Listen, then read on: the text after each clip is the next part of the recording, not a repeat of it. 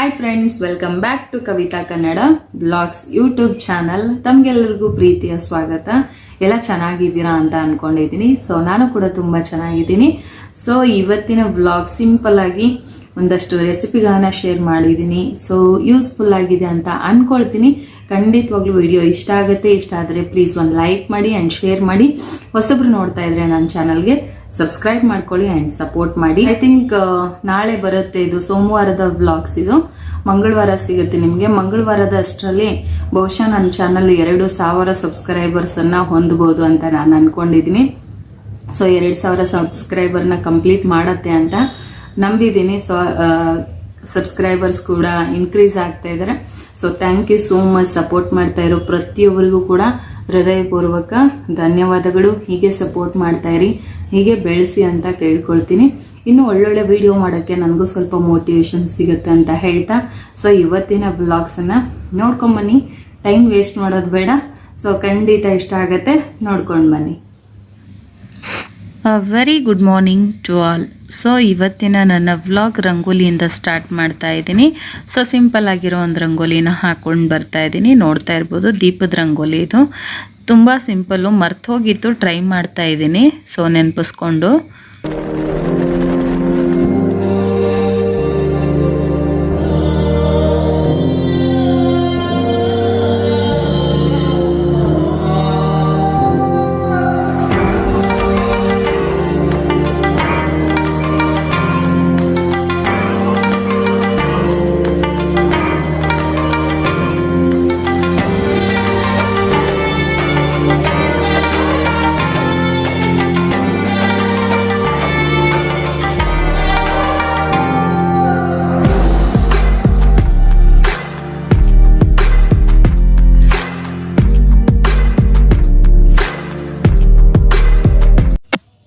ಒಂದು ಲೋಟ ಬಿಸಿನೀರು ಕುಡಿದ್ಬಿಟ್ಟು ನನ್ನ ಇವತ್ತಿನ ಒಂದು ಡೇನ ಸ್ಟಾರ್ಟ್ ಮಾಡೋಣ ಅಂಥೇಳಿ ಇಲ್ಲಿ ಬಿಸಿನೀರಿಗೆ ರೆಡಿ ಮಾಡ್ಕೊಳ್ತಾ ಇದ್ದೀನಿ.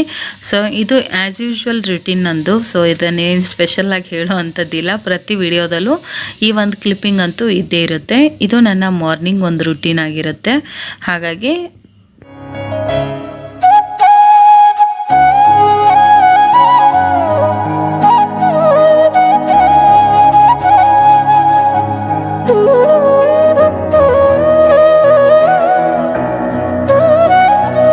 ಸೈಡ್ ಡಿಶ್ ರೆಸಿಪಿಗಳನ್ನ ಸೊ ಆದಷ್ಟು ನಾವು ಹೆಚ್ಚಿಗೆ ಶೇರ್ ಮಾಡಕ್ ಇಷ್ಟಪಡ್ತೀನಿ. ಯಾಕಂದ್ರೆ ಪಲ್ಯ ರೆಸಿಪಿಗಳು ನಮ್ಮ ಚಪಾತಿಗಾಗಿರ್ಬೋದು ಅಥವಾ ಇನ್ನೊಂದಕ್ಕೆ ಸೈಡ್ ಅನ್ನ ಸಾಂಬಾರಿಗೆ ಸ್ವಲ್ಪ ತರಕಾರಿಗಳನ್ನ ನಾವು ಹೆಚ್ಚಾಗಿ ಸೇವನೆ ಮಾಡೋದ್ರಿಂದ ಆರೋಗ್ಯಕ್ಕೂ ಕೂಡ ಒಳ್ಳೆಯದು. ಹಾಗಾಗಿ ನಾನು ಪ್ರತಿನಿತ್ಯ ಅನ್ನ ಸಾಂಬಾರ್ ಅಷ್ಟೇ ಮಾಡ್ಬಿಡಲ್ಲ. ಏನಾದ್ರೂ ಒಂದು ಸೈಡ್ ಡಿಶ್ ಒಂದು ಪಲ್ಯ ರೆಸಿಪಿ ಇದ್ದೇ ಇರುತ್ತೆ. ಅದಿಲ್ಲಾಂದ್ರೆ ನನಗೆ ಬರೀ ಅನ್ನ ಸಾಂಬಾರ್ ತಿನ್ನಕ್ಕೆ ಇಷ್ಟನೇ ಆಗಲ್ಲ. ಸೊ ಹಾಗಾಗಿ ನಾನು ಸೈಡ್ ಡಿಶ್ ರೆಸಿಪಿಗಳನ್ನ ಆದಷ್ಟು ನನ್ನ ಬ್ಲಾಗ್ಸ್ ಅಲ್ಲಿ ಇನ್ಕ್ಲೂಡ್ ಮಾಡ್ತಾ ಹೋಗ್ತೀನಿ. ಮದ್ವೆ ಮನೆಯಲ್ಲಿ ಮಾಡುವಂತಹ ತೊಂಡೆಕಾಯಿ ಪಲ್ಯ ಅಥವಾ ಬ್ರಾಹ್ಮಣ ಶೈಲಿಯ ಒಂದು ತೊಂಡೆಕಾಯಿ ಪಲ್ಯ ವಿಡಿಯೋನ ನಿಮ್ ಜೊತೆ ಇವತ್ತು ನಾನು ಹಂಚ್ಕೊಳ್ತಾ ಇದ್ದೀನಿ. ಸೊ ಖಂಡಿತ ನಿಮ್ಗೆ ಆ ವಿಡಿಯೋ ಇಷ್ಟ ಆಗುತ್ತೆ ಅಂಡ್ ಟ್ರೈ ಮಾಡಿ, ತುಂಬಾನೇ ಚೆನ್ನಾಗಿರುತ್ತೆ. ಅಂಡ್ ಈಗ ಮದ್ವೆ ಮನೆಯಲ್ಲಿ ಹೇಗೆ ಇರುತ್ತೋ ಹಾಗೆ ಇರುತ್ತೆ. ಬ್ರಾಹ್ಮಿನ್ಸ್ ಹೇಗೆ ಮಾಡ್ತಾರೋ ಅದೇ ಶೈಲಿಯಲ್ಲಿ ಮಾಡಿರುವಂತ ಒಂದು ಪಲ್ಯ ರೆಸಿಪಿ, ತುಂಬಾ ಸಿಂಪಲ್ ಕೂಡ. ವಿಡಿಯೋ ಸ್ಕಿಪ್ ಮಾಡದೆ ತೊಂಡೆಕಾಯಿ ಪಲ್ಯ ಹೇಗೆ ಮಾಡೋದು ಅಂತ ಹೇಳಿ ನೋಡ್ಕೊಂಡ್ ಬನ್ನಿ.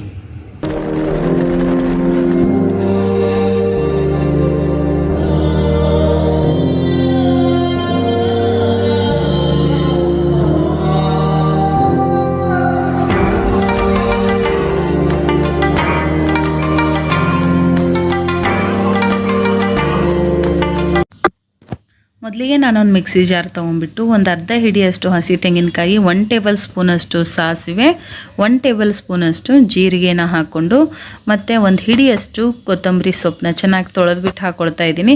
ಖಾರಕ್ಕೆ ಅನುಸಾರವಾಗಿ ನಾನಿಲ್ಲಿ 7-8 ಹಸಿಮೆಣಸಿನ್ಕಾಯಿ ಉಪಯೋಗಿಸಿದ್ದೀನಿ.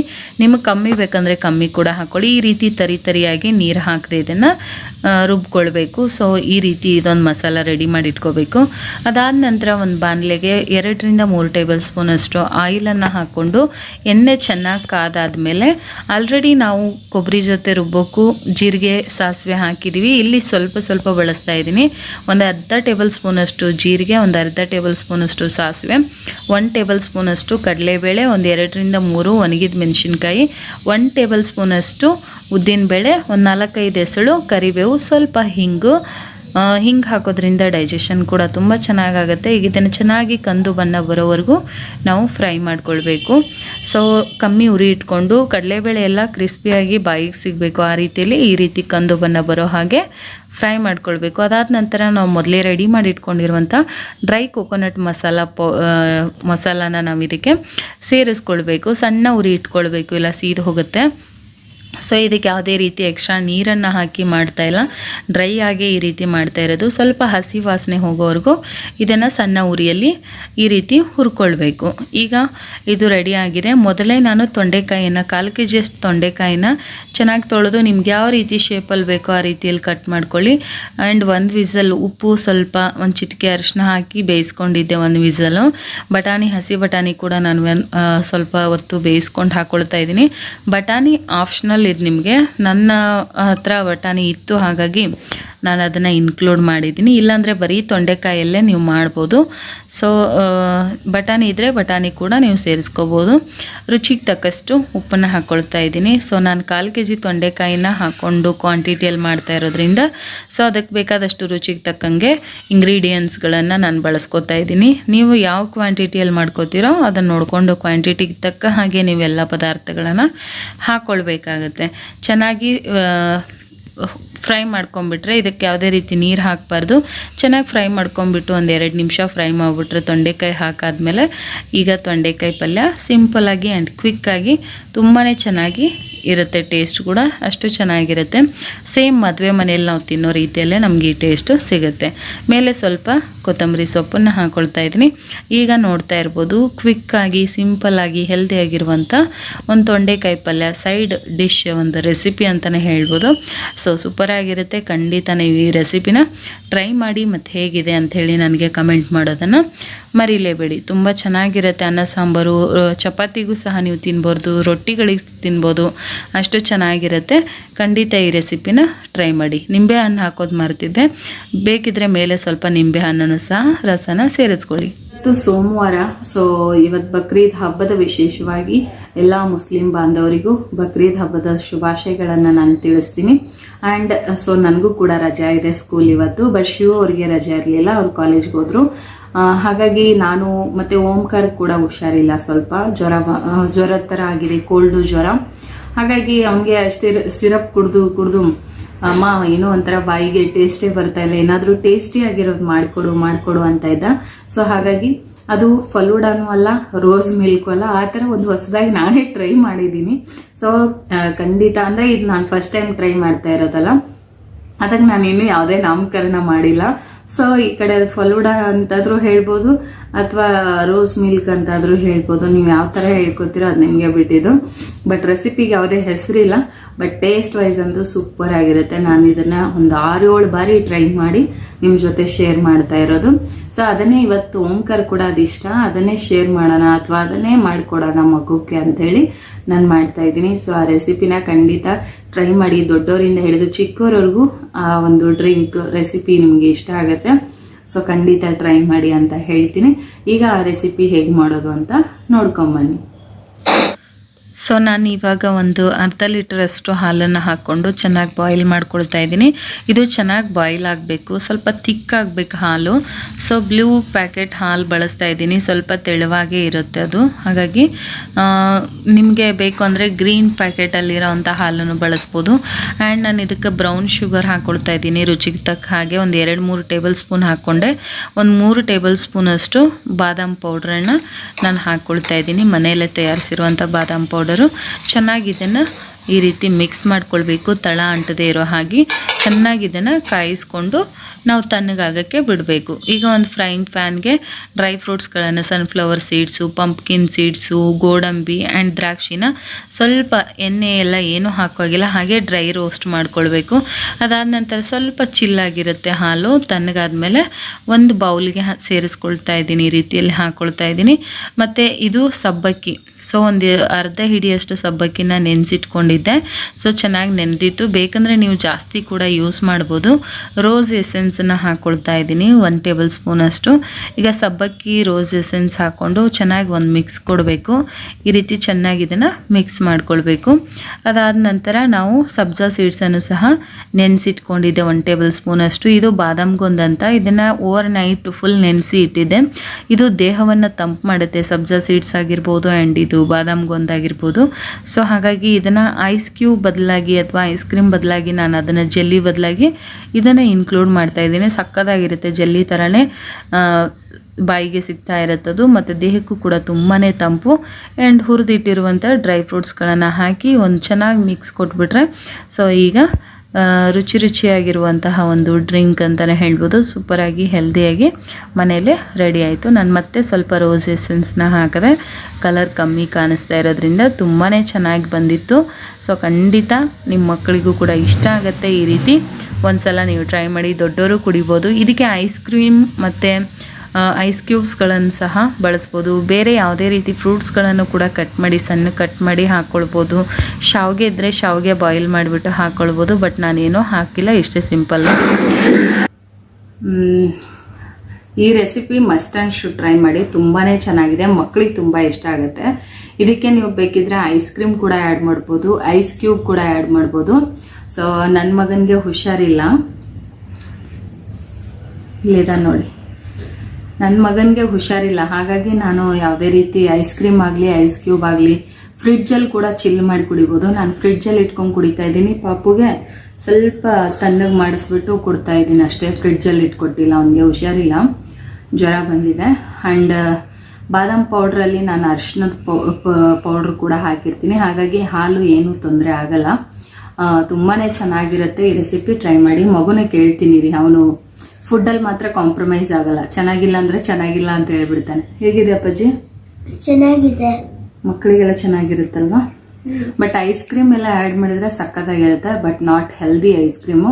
ಸೊ ಇಷ್ಟು ಮಾಡಿಕೊಟ್ರು ಸಬ್ಬಕ್ಕಿ ಆ್ಯಂಡ್ ಡ್ರೈ ಫ್ರೂಟ್ಸ್ನ ರೋಸ್ಟ್ ಮಾಡಿ ಹಾಕಿರೋದ್ರಿಂದ ತುಂಬಾ ಒಂದೊಳ್ಳೆ ಫ್ಲೇವರ್ ಇದೆ. Brown sugar, so rose essence ತುಂಬಾ ಚೆನ್ನಾಗಿದೆ. ಖಂಡಿತ ನೀವು ಟ್ರೈ ಮಾಡ್ಬೋದಾ? ಟ್ರೈ ಮಾಡ್ಬೋದು. ಅವನು ಎಂಜಾಯ್ ಮಾಡ್ಕೊಂಡು ಕುಡಿತಾ ಇದ್ದಾನೆ. ಸೊ ನಾನು ಟೇಸ್ಟ್ ಮಾಡಿಲ್ಲ, ಟೇಸ್ಟ್ ಮಾಡ್ತೀನಿ ಹೇಗಿದೆ ಅಂತ ನೋಡೋಣ.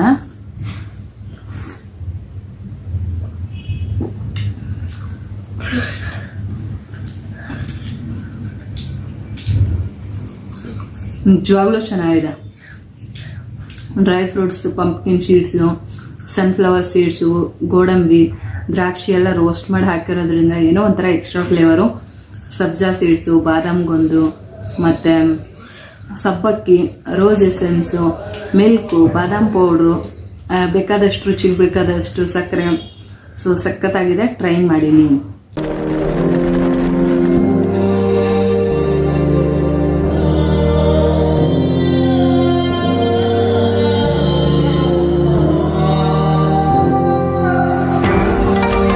ತುಂಬಾ ಚೆನ್ನಾಗಿತ್ತು. ಸೊ ಈಗ ನಾನು ಸಾಯಂಕಾಲಕ್ಕೆ ಒಂದು ಬೇಳೆ ಎಲ್ಲ ಇಲ್ಲದೆ ಇದ್ದಾಗ ಅಥವಾ ಮನೇಲಿ ಎಕ್ಸ್ಟ್ರಾ ಬೇರೆ ಥರ ತರಕಾರಿ ಇಲ್ಲದೆ ಇದ್ದಾಗ ಸೂಪರ್ ಆಗಿರುವಂಥ ಟೇಸ್ಟಿ ಆಗಿರುವಂಥ ಸಾಂಬಾರನ್ನ ಹೇಗೆ ಮಾಡ್ಕೋಬೋದು ಅಂತ ತೋರಿಸ್ಕೊಡ್ತಾ ಇದ್ದೀನಿ. ಸೊ ಆಲೂಗಡ್ಡೆಯಲ್ಲಿ ಸಾಂಬಾರು ಇಡ್ಲಿ, ದೋಸೆ, ರೈಸ್ಗೆ ಪ್ರತಿಯೊಂದಕ್ಕೂ ಸೆಟ್ ಆಗೋದು. ಈವನ್ ಚಪಾತಿ ಕೂಡ ಅದನ್ನ ತಿನ್ಬೋದು, ಅಷ್ಟು ಚೆನ್ನಾಗಿರುತ್ತೆ. ಅಂಡ್ ತುಂಬಾ ಸಿಂಪಲ್ಲು, ಕಡಿಮೆ ಪದಾರ್ಥಗಳನ್ನು ಹಾಕೊಂಡು ಹೇಗೆ ಸಾಂಬಾರು ಮಾಡೋದು ಅಂತೇಳಿ ತೋರಿಸ್ಕೊಡ್ತಾ ಇದ್ದೀನಿ. ತುಂಬಾ ಜನಕ್ಕೆ ಯೂಸ್ಫುಲ್ ಆಗುತ್ತೆ ಈ ಸಾಂಬಾರು. ಮತ್ತು ಟೇಸ್ಟ್ ವೈಸ್ ಅಂತೂ ಸೋ ಗುಡ್ ಅಂತಾನೆ ಹೇಳ್ಬೋದು. ಅಷ್ಟು ಚೆನ್ನಾಗಿರುತ್ತೆ ಟೇಸ್ಟ್ ಕೂಡ.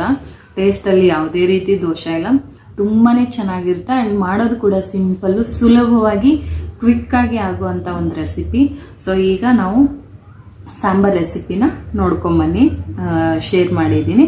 ಎಲ್ಲೂ ಸ್ಕಿಪ್ ಮಾಡಬೇಡಿ, ಸಾಂಬಾರ್ ರೆಸಿಪಿನ ನೋಡ್ಕೊಂಬನ್ನಿ.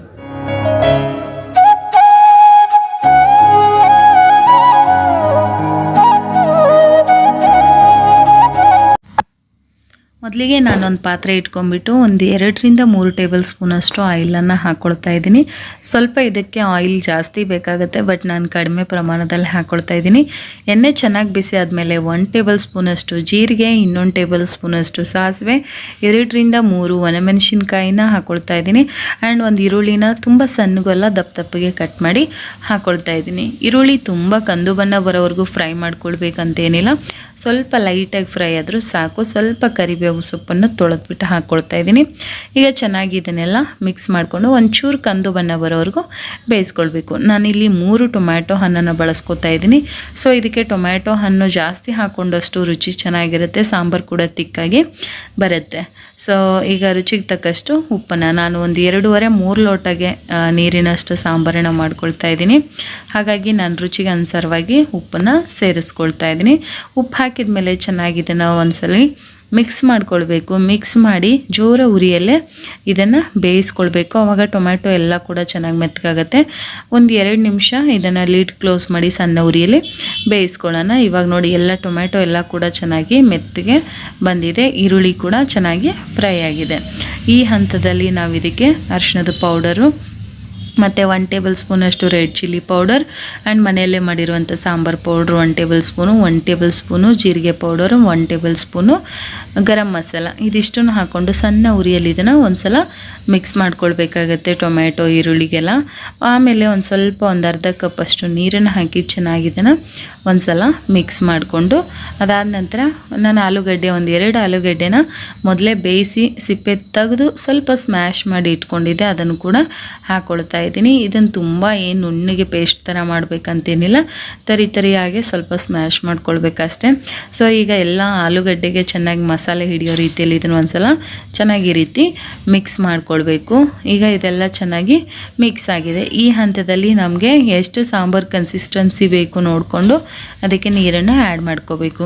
ನಾನು ಚಿಕ್ಕ ಲೋಟದಿಂದ ಒಂದು 2-2.5 ಲೋಟ, ಅಂದರೆ ದೊಡ್ಡ ಲೋಟದ ಅಳತೆ ಅಂದರೆ ಒಂದು 2-2.5 ಲೋಟಕ್ಕೆ ಸಾಂಬಾರು ಮಾಡ್ತಾಯಿದ್ದೀನಿ.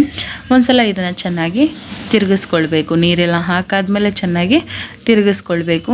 ಇದಕ್ಕೆ ಬೇಕಂದರೆ ಹಸಿಕಾಯಿ ತುರಿ ಕೂಡ ಹಾಕ್ಕೊಳ್ಬೋದು. ನಾನಿಲ್ಲಿ ಒಣ ಕೊಬ್ಬರಿ ಪೌಡ್ರ್ ಹಾಕ್ತಾಯಿದ್ದೀನಿ.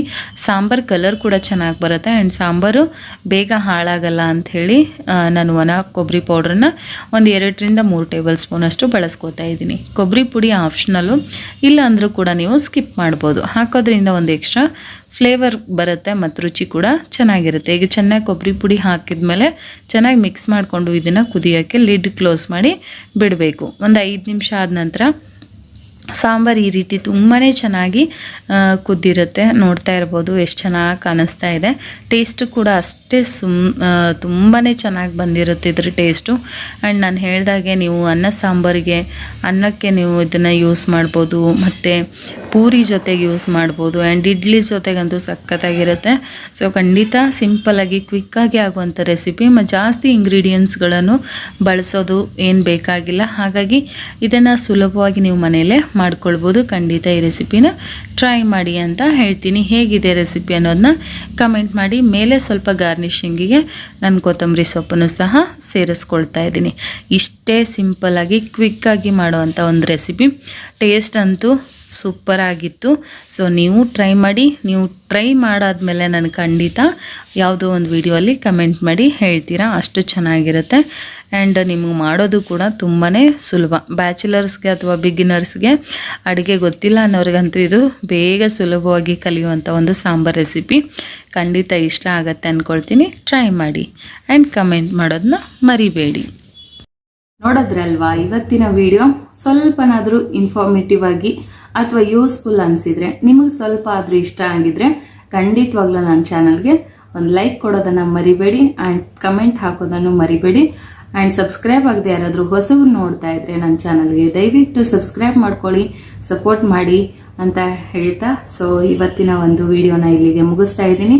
C you again next vlogs ಅಥವಾ ಇಂಟ್ರೆಸ್ಟಿಂಗ್ ವಿಡಿಯೋ ಒಂದಿಗೆ. Thank you for watching. ಎಲ್ಲರಿಗೂ ಕೂಡ thank you so much. So 2,000 ಸಬ್ಸ್ಕ್ರೈಬರ್ಸ್ನು ಕೂಡ ಕಂಪ್ಲೀಟ್ ಮಾಡಿದ್ದೀರಾ, ಅದಕ್ಕೆ ತುಂಬ ಹೃದಯದ ಧನ್ಯವಾದಗಳನ್ನು ಹೇಳ್ತಾ, ಹೀಗೆ 2,000 ಮಿಲಿಯನ್ ಆಗಲಿ ಅಂತೇಳಿ ಪ್ರೇ ಮಾಡಿ. ನಾನು ಕೂಡ ಅದಕ್ಕೆ ಪ್ರಯತ್ನ ಪಡ್ತೀನಿ ಅಂತ ಹೇಳ್ತಾ, ಮತ್ತೆ ಇನ್ನೊಂದು ವಿಡಿಯೋ ಅಲ್ಲಿ ನಾನು ನಿಮಗೆ ಸಿಗ್ತೀನಿ. ಅಲ್ಲಿವರೆಗೂ ಟೇಕ್ ಕೇರ್, ಬಾಯ್ ಬಾಯ್.